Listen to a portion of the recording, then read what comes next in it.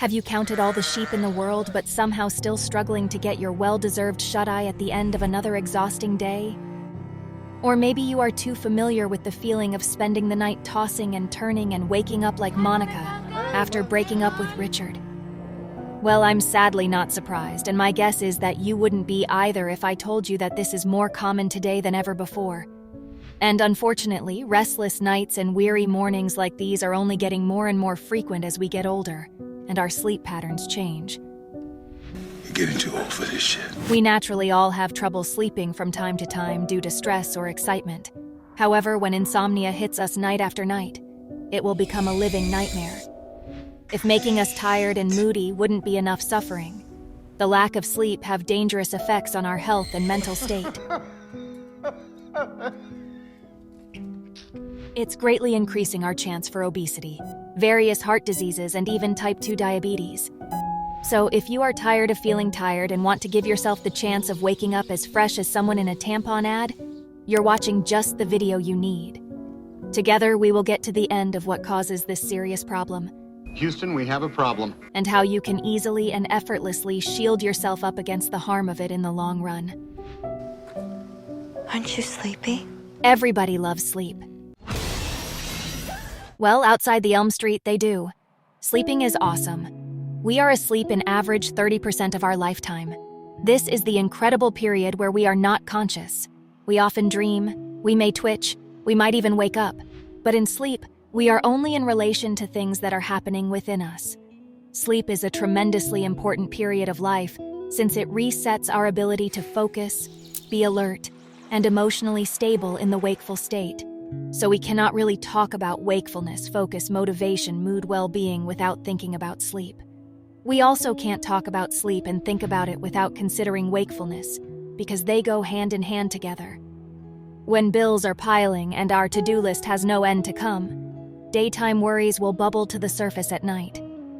Global stress level is at an all-time high, and it activates our fight or flight hormones that work against quality sleep. Shut the fuck up!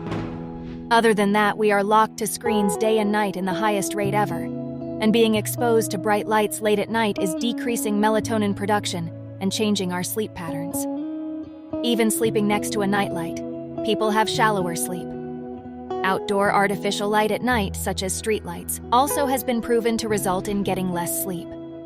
For example, a tablet used in bed at night emits more than 100 times brighter light than being outside when there is a full moon.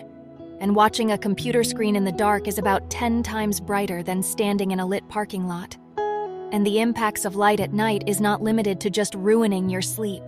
It's also associated with increased risk of developing depressive symptoms and high blood pressure.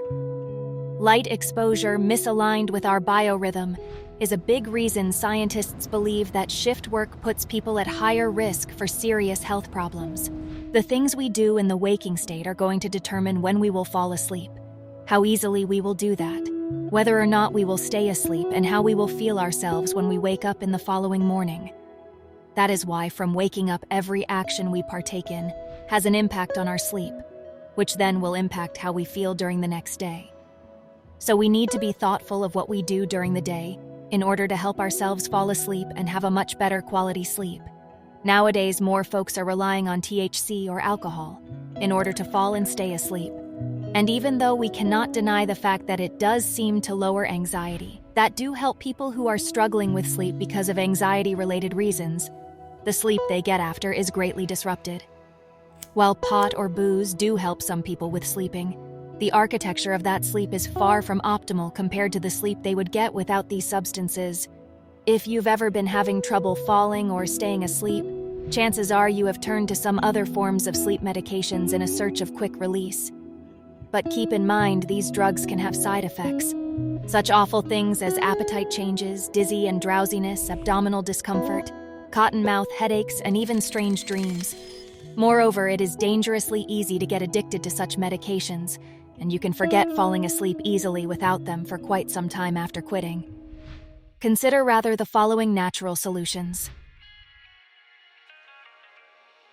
First, you should avoid using your bed as a workplace for answering phone calls, responding to your emails, or doing your job at all.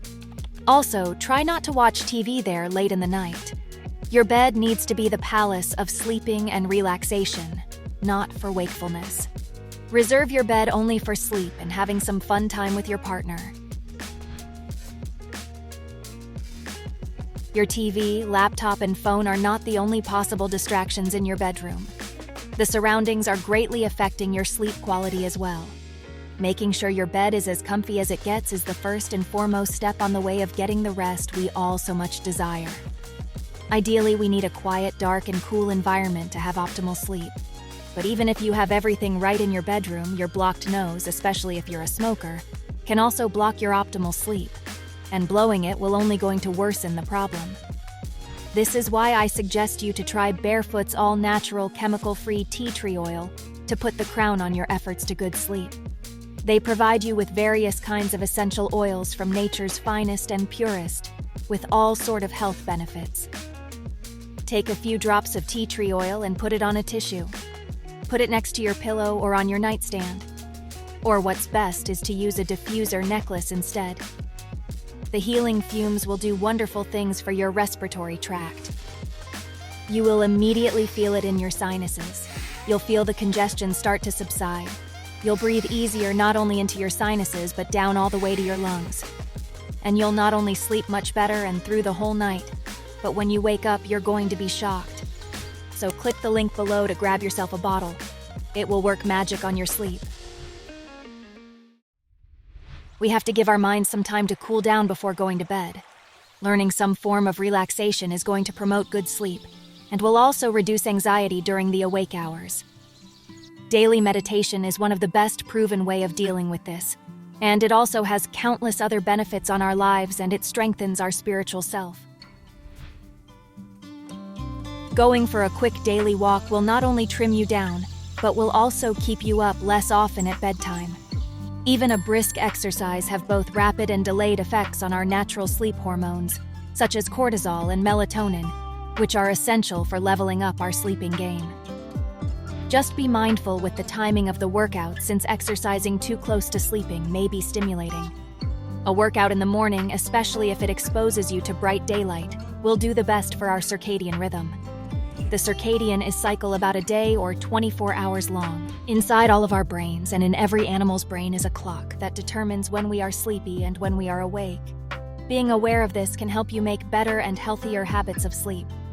What's interesting about the endogenous cycle of cortisol and melatonin, that is actually happening without any external input.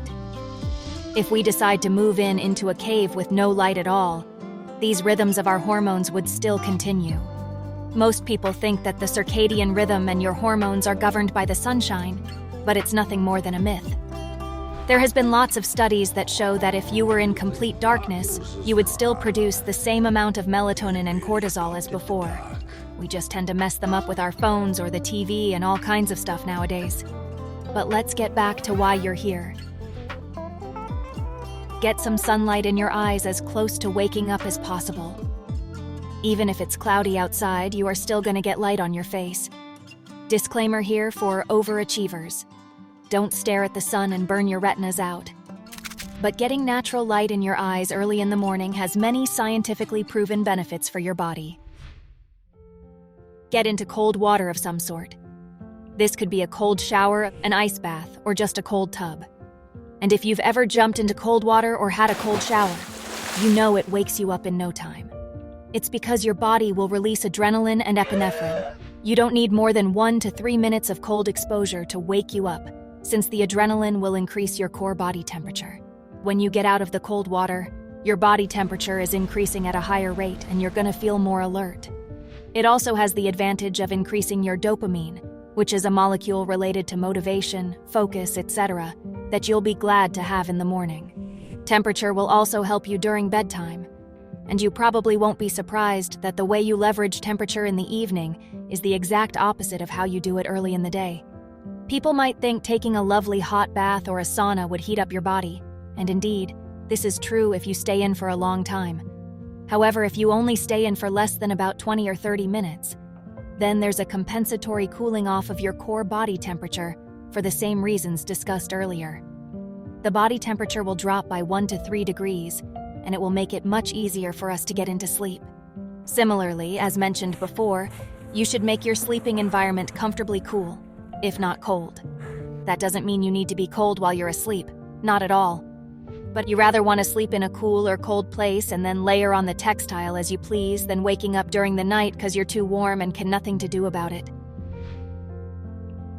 A grumbling belly can also be a big enough distraction factor to keep you up at night, but so can an overly full one.